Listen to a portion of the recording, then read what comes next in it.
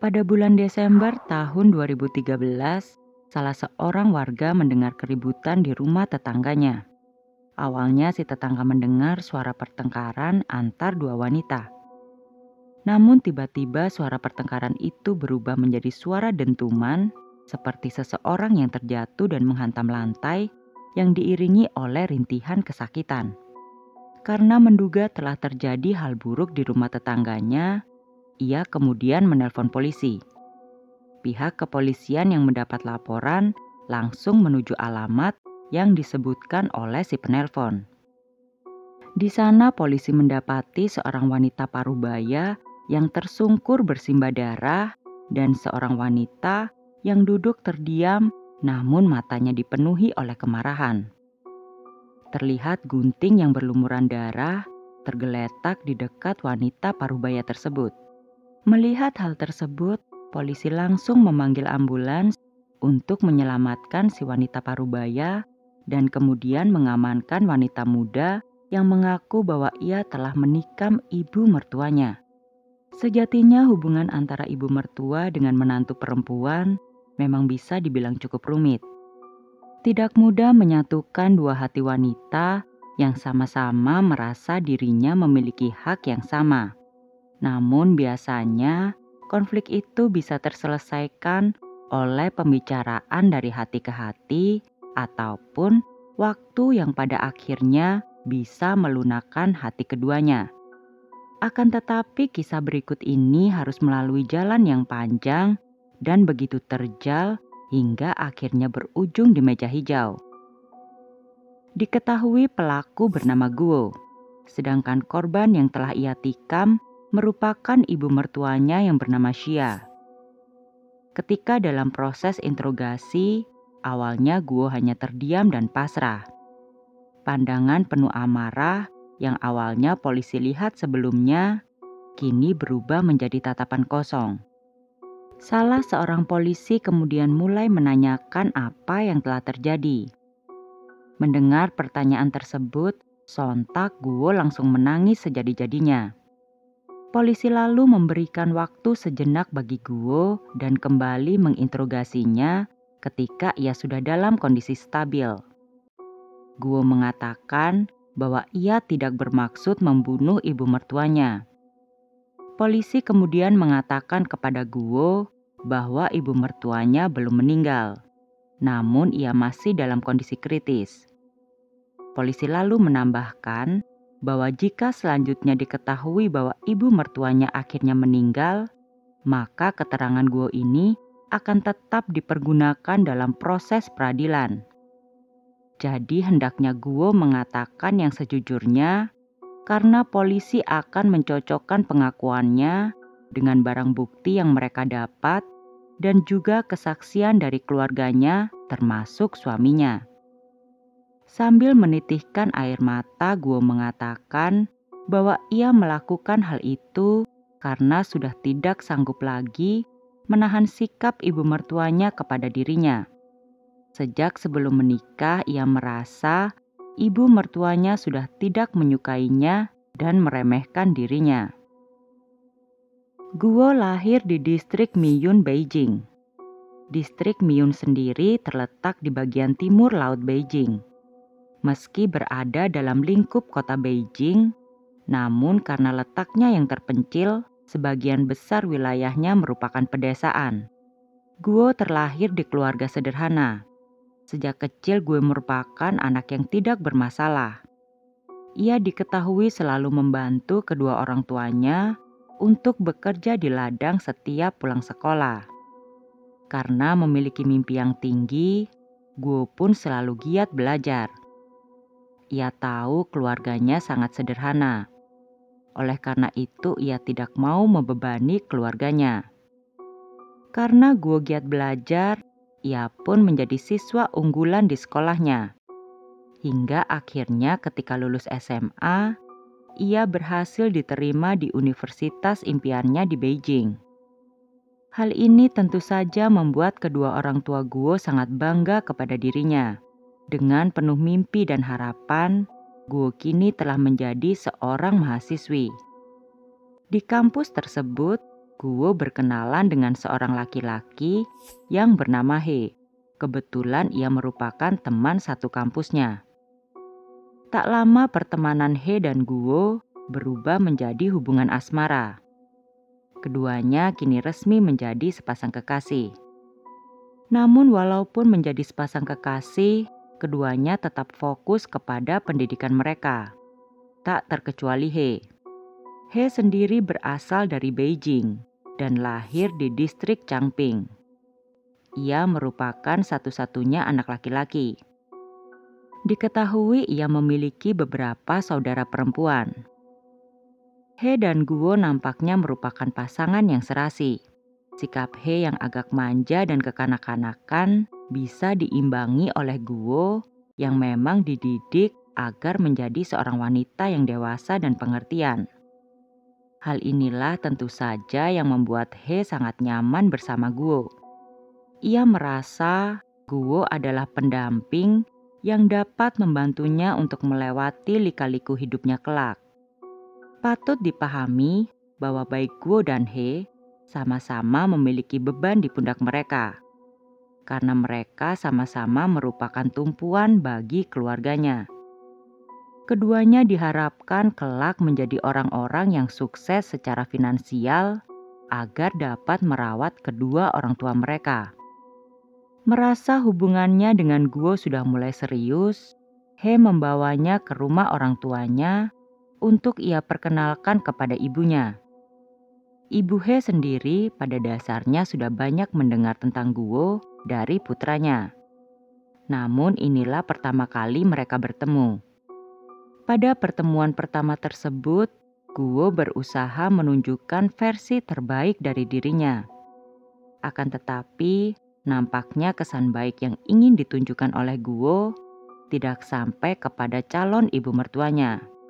Karena meskipun itu adalah kali pertama ia bertemu dengan Guo, ibu He yang bernama Xia merasa bahwa Guo tidak layak mendapatkan putranya. Xia menilai Guo tidak cukup cantik untuk putranya. Menurut Xia, kulit Guo hitam dan juga ia adalah gadis desa. Dalam benak Xia, orang desa tidak dapat diandalkan karena mereka berbeda kelas dengan dirinya yang tinggal di kota. Oleh karena itu, pada pertemuan itu, Xia tidak banyak bicara dan sikapnya begitu dingin terhadap Guo. Kesan tersebut lantas Xia ungkapkan kepada putranya He. Xia meminta He untuk mencari wanita lain yang lebih pantas baginya. He tentu saja mencoba menjelaskan kepada sang ibu mengenai kondisinya. He mengatakan bahwa ia sendiri juga tidak terlalu tampan dan juga tidak populer di kalangan para gadis di kampusnya.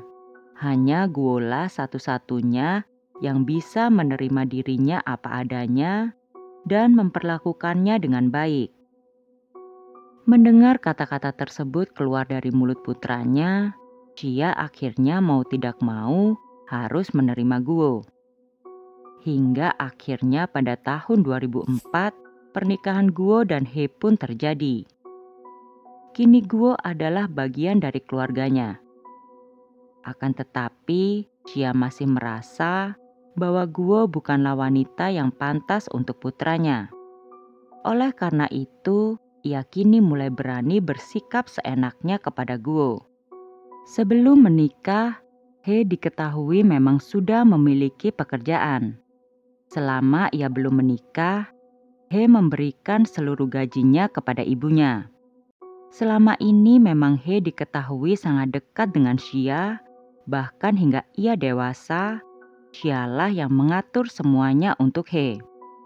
Mulai dari mendaftar kuliah, mencari pekerjaan, semuanya He lakukan bersama ibunya. Oleh karena itu, He memberikan seluruh gajinya kepada Xia. Namun ketika He telah menikah dengan Guo, ia pun masih senantiasa memberikan seluruh gajinya kepada Xia. Pada saat itu Xia mengatakan bahwa ia yang akan mengatur semua pengeluaran mereka berdua, apalagi Guo juga bekerja. Seharusnya ia juga ikut membantu pengeluaran keluarga kecilnya itu. Karena hal inilah, Guo dan He bertengkar hebat. Guo sangat keberatan dengan kondisi seperti itu. Ia merasa seharusnya hanya mereka berdualah yang berhak mengatur keuangan keluarga mereka sendiri tanpa intervensi dari ibu mertuanya.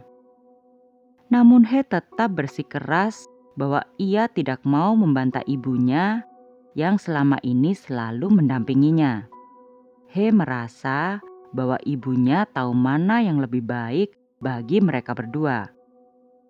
Setelah beberapa waktu terus bertengkar dengan Guo akan masalah yang sama, He pun akhirnya menceritakan permasalahannya itu kepada sang ibu.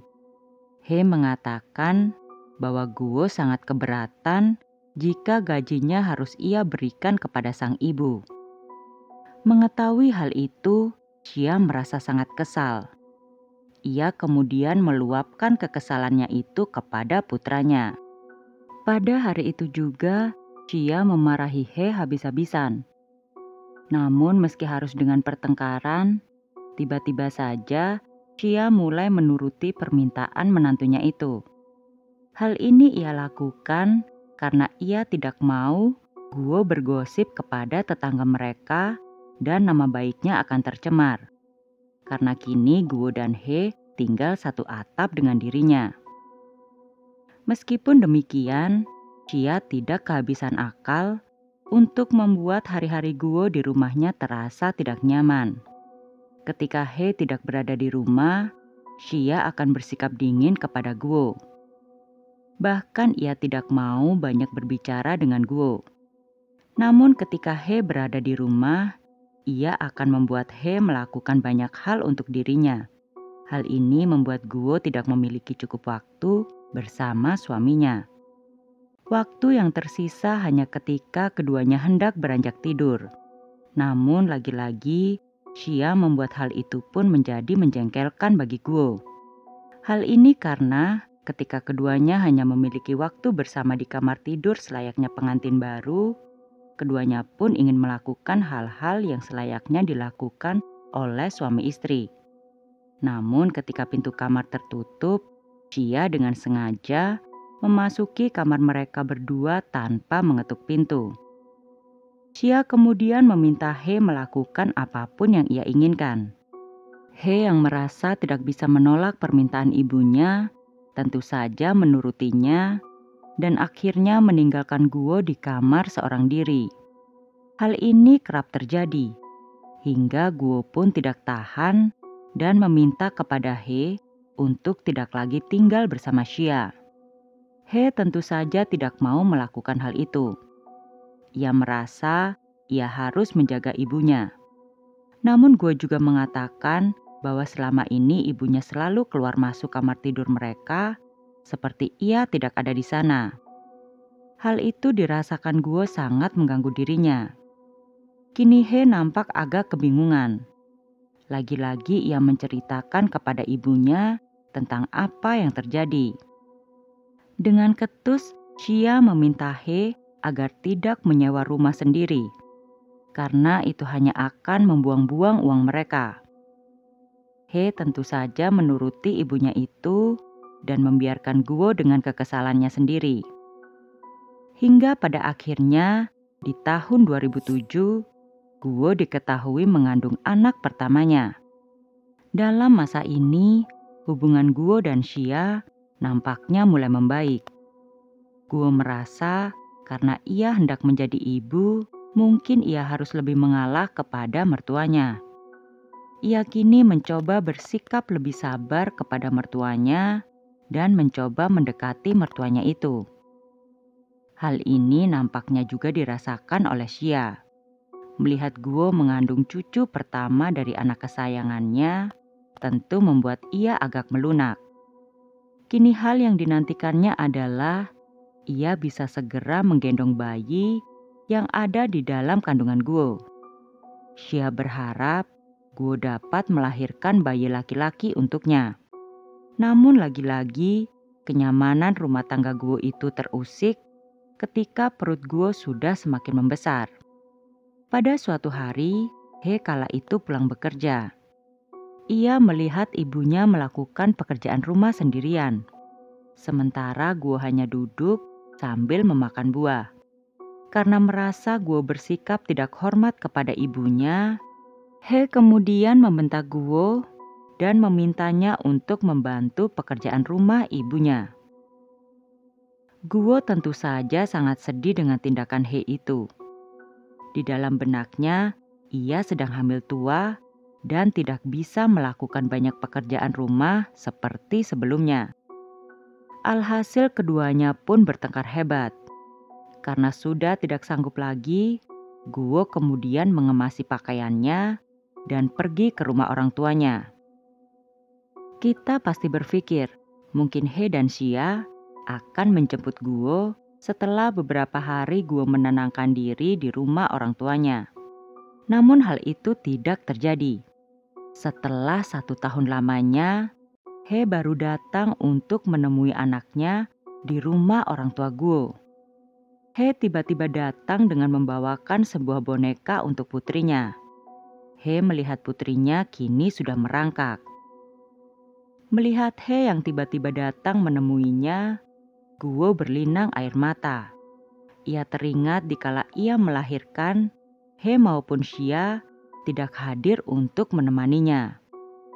Namun kemarahan Guo itu terkalahkan oleh rasa cintanya kepada He. Setelah He kembali menemui dirinya, Guo pun setuju untuk kembali bersama He. Ketika Guo dan He kembali tinggal bersama Xia, Xia pun nampak menyambut baik menantu dan anaknya itu. Namun Xia merasa kembali kecewa karena Guo melahirkan seorang putri dan bukannya seorang putra. Namun kekecewaannya itu tidak berlangsung lama karena Xia mendapatkan berita yang sangat baik. Pada tahun 2009, diketahui rumah yang ditinggalinya saat ini harus dirobohkan. Dengan kata lain, rumahnya itu mengalami penggusuran. Namun berita baiknya, Xia mendapat biaya kompensasi yang cukup besar. Akan tetapi karena proses mendapatkan kompensasi cukup lama, sedangkan rumah tinggal Xia sudah harus segera dihancurkan, akhirnya Guo dan He memutuskan untuk menyewa rumah sendiri dan Xia tinggal di tempat lain. Hal ini tentu saja merupakan berita yang membahagiakan untuk Guo, karena akhirnya ia bisa terlepas dari ibu mertuanya. Kedamaian dalam rumah tangga He dan Guo tanpa campur tangan Xia berjalan selama beberapa tahun. Hingga akhirnya kompensasi untuk rumah tinggal Xia akhirnya diturunkan. Dalam benak Xia kala itu, ia mendapatkan uang yang sangat besar. Oleh karenanya, ia ingin membeli 5 rumah dan menyisakan 1 juta yuan untuk kebutuhannya sehari-hari. Namun apa daya, rumah di Beijing sangatlah mahal. Ia masih harus membagi dana itu kepada beberapa anaknya, termasuk He. Kini Xia pun berpikir untuk lebih menghemat uangnya dengan membeli 3 properti. Salah satunya untuk He. Akan tetapi, properti tersebut tetaplah atas nama dirinya. Selanjutnya, Xia juga meminta kepada He dan Guo untuk membayar sisa kekurangan uang pembelian rumah yang nantinya akan ditempati oleh He dan Guo. Hal ini dikarenakan Xia memiliki beberapa properti yang sudah cukup menguras uangnya.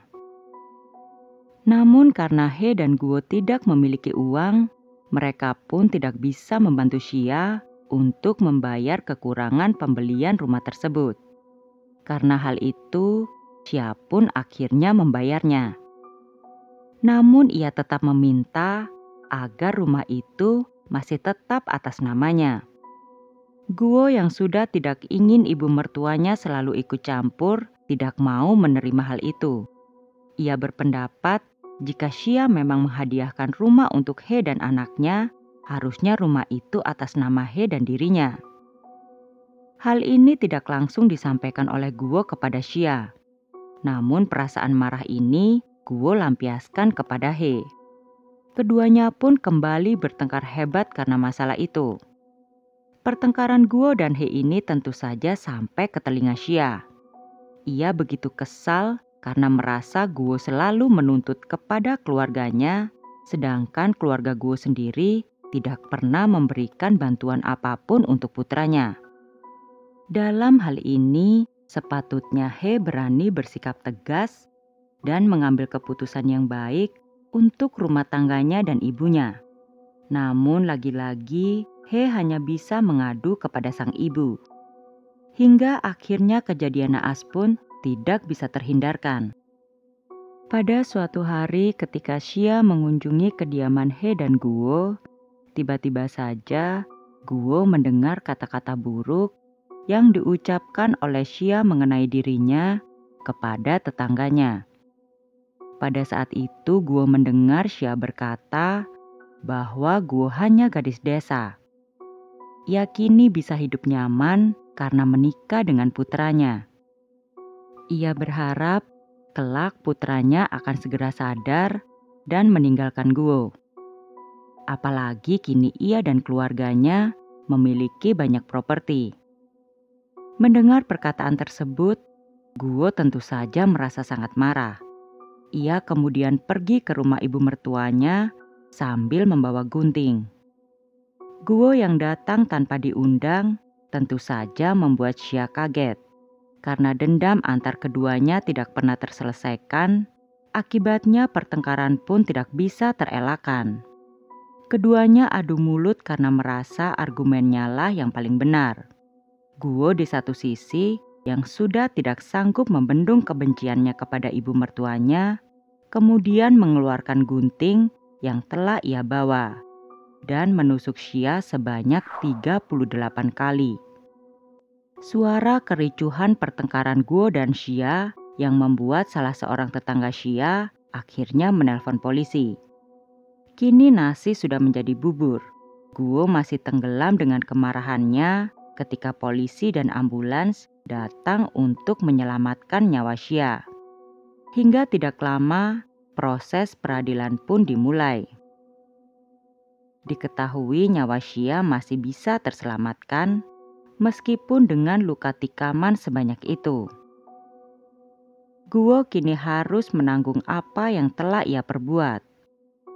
Majelis hakim menjatuhkan vonis 6 tahun penjara kepada Guo dan denda sebesar 350.000 yuan atau sekitar 750 juta rupiah sebagai kompensasi kepada korban, yakni ibu mertuanya.